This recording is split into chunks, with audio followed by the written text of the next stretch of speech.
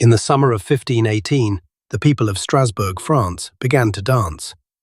Not at a festival, not for joy, but against their will. Day and night, men and women spun through the streets until their feet were raw and their bodies gave out. Some collapsed from exhaustion, others never got back up. This was no celebration. It was the dancing plague, one of the strangest, deadliest mysteries in history.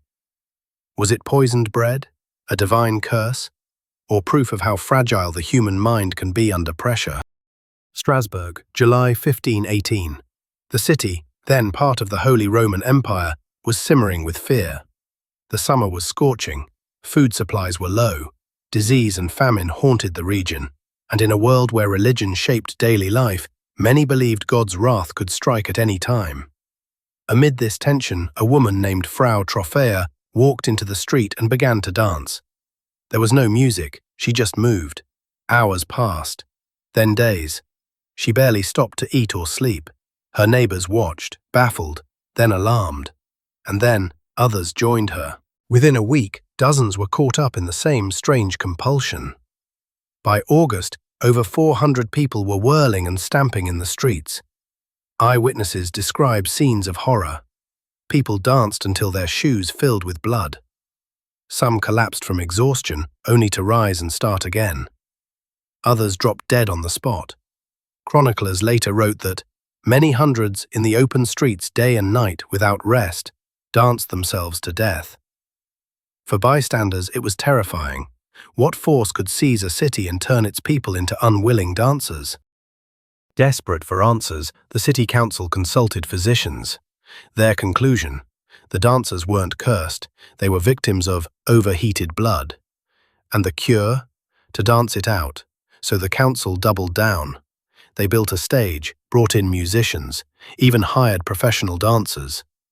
Music filled the square as the afflicted spun and stamped harder than ever. But the cure was worse than the disease. More collapsed, more died. Strasbourg had turned its plague into a carnival of death. Contemporaries saw the plague as supernatural. Some believed it was a punishment from God. Others thought the dancers had been cursed by St. Vitus, the patron saint of movement.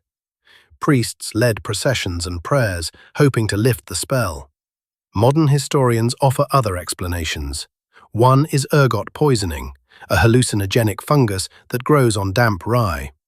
It can cause convulsions, visions, even madness. Some think contaminated bread triggered the outbreak.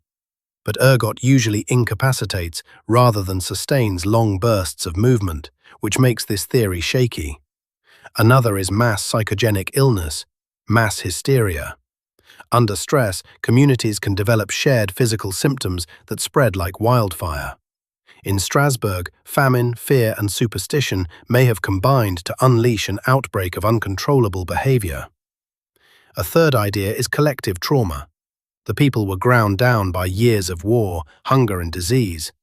The dancing could have been a subconscious escape, a physical release from unbearable pressure. And Strasbourg wasn't unique. Other outbreaks of dancing mania appeared across Europe in earlier centuries, from the Rhineland to Italy. None were fully understood. By late summer, the plague finally burned itself out.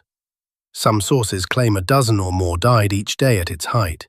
Others say the victims were taken to a shrine of St. Vitus, where priests performed rituals to end the curse. Afterwards, Strasbourg's leaders kept quiet.